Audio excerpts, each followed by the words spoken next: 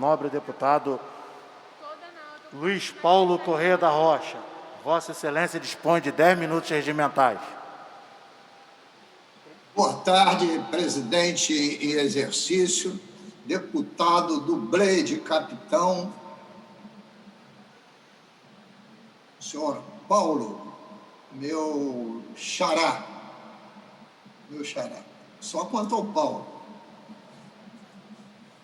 Eu queria chamar a atenção às senhoras e senhores deputados, porque estamos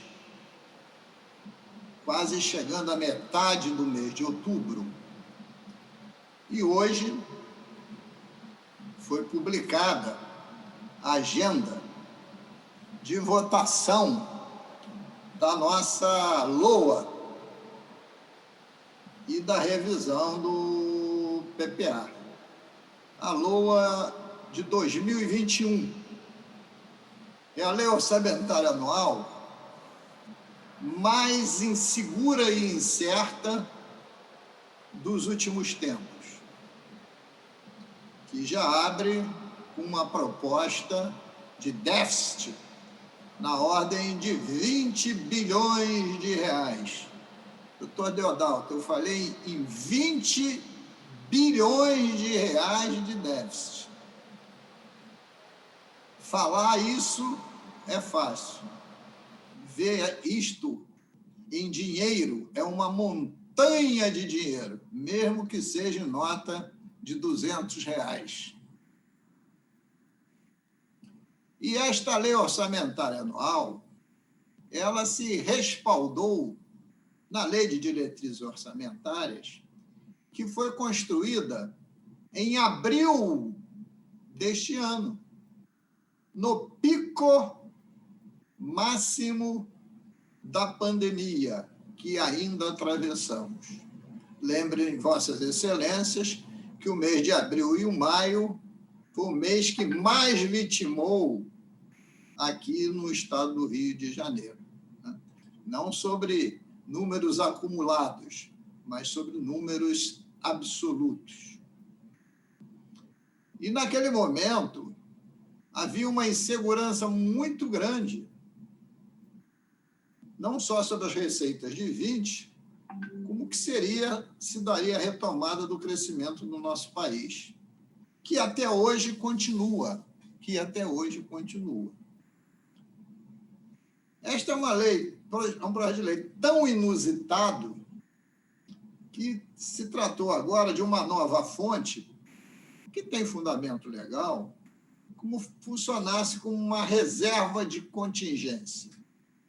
Não é uma reserva de contingência, porque não é reserva, mas seria uma rubrica contingente, onde lá é lançado recursos que poderão advir, mas não há segurança para os mesmos. Então, é uma fonte que não entra no orçamento, mas caso o recurso venha, se transformará na fonte, por exemplo, 00, que são os recursos da privatização da SEDAI, na ordem de 5,5 bilhões, e os recursos oriundos dos repasses da Lei Candir, que está na ordem de 180 milhões de reais a cada ano durante 17 anos. Então, nós temos só esse problema. Agora, nós temos 2 cutelos no nosso pescoço. O primeiro diz respeito à decisão que foi anunciada, pelo menos nos jornais, que o ministro-presidente do STF, ministro Fux, em dezembro, colocaria em pauta no órgão especial, órgão pleno do STF, o julgamento da liminar da ministra Carmen Lúcia sobre aqueles artigos da lei da partilha que ela suspendeu. E se essa liminar cair, nós vamos perder deputado Pedro Brazão. Nós vamos perder 40% das nossas receitas dos royalties. Ou seja, de 14 bilhões, que talvez seja a nossa receita de 2021, nós vamos perder na ordem de 5 bilhões e 600.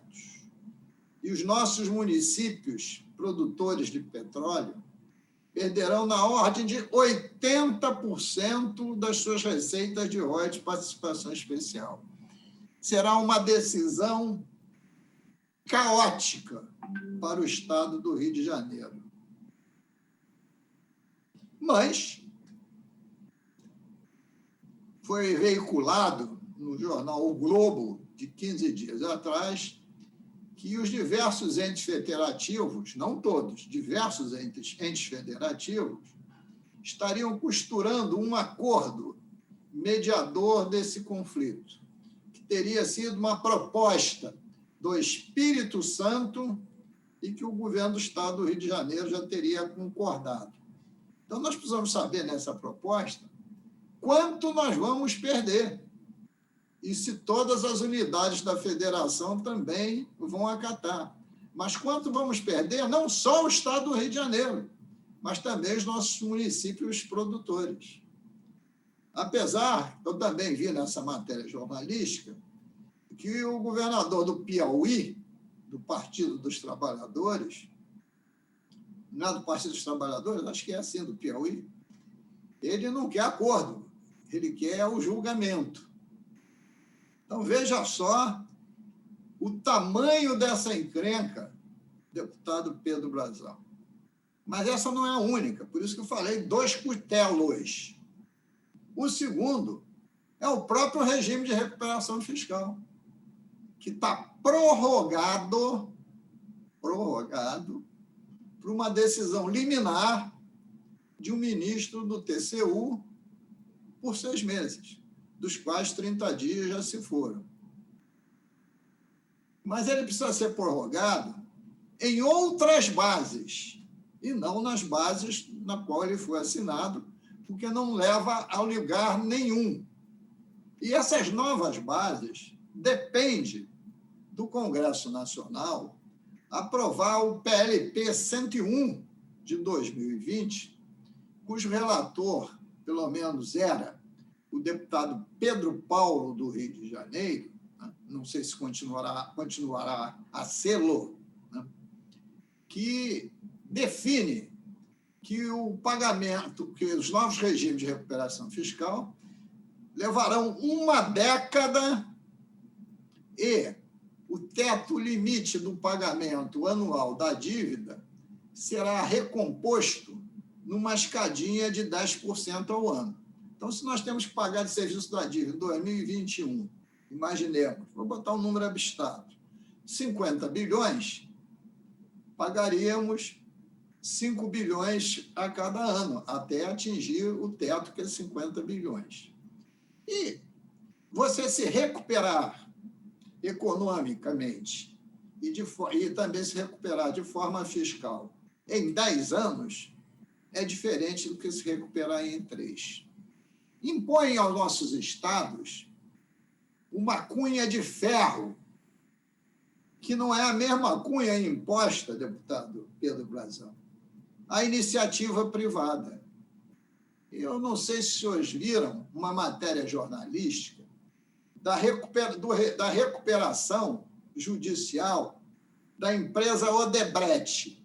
Eu dou um doce para alguém me dizer em quantos anos será esse parcelamento. O senhor sabe, deputado Flávio Serafim? A recuperação judicial da Odebrecht? 50 anos. Pelo menos eu li na matéria jornalística. Como é que querem tirar um Estado da falência em 3 anos? É quase uma brincadeira de mau gosto. E de brincadeira de mau gosto, nós estamos cansados.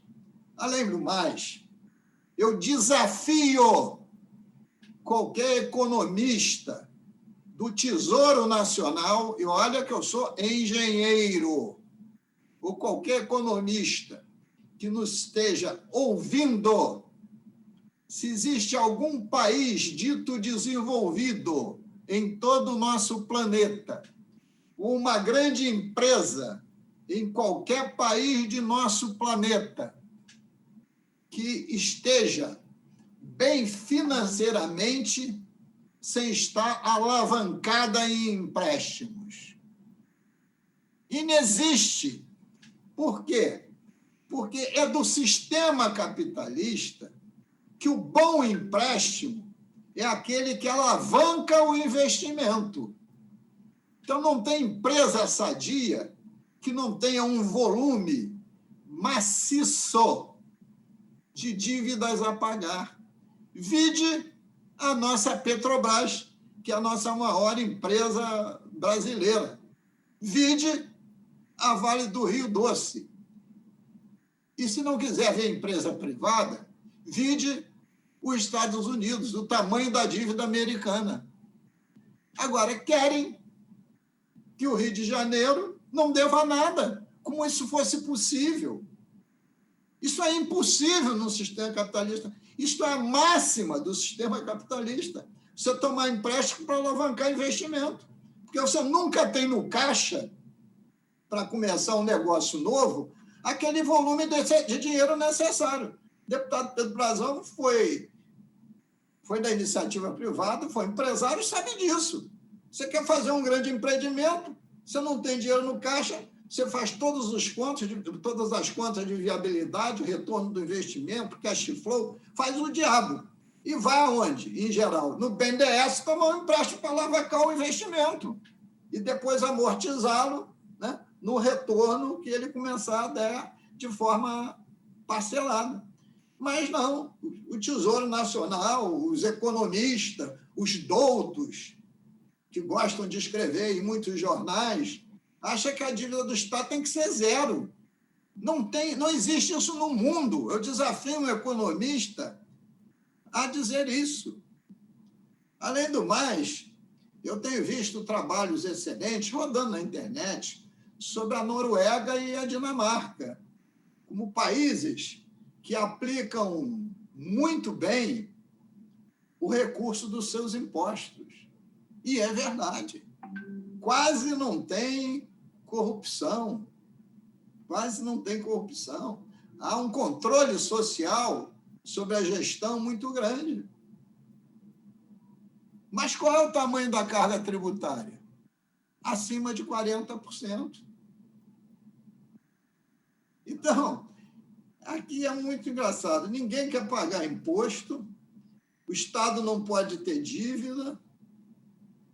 E, claro, ter um serviço público tem que ter qualidade, não esse serviço público horroroso que é prestado à população e esse grau absurdo, inaceitável de corrupção, revelada de forma cada vez mais intensa, inclusive em pandemia.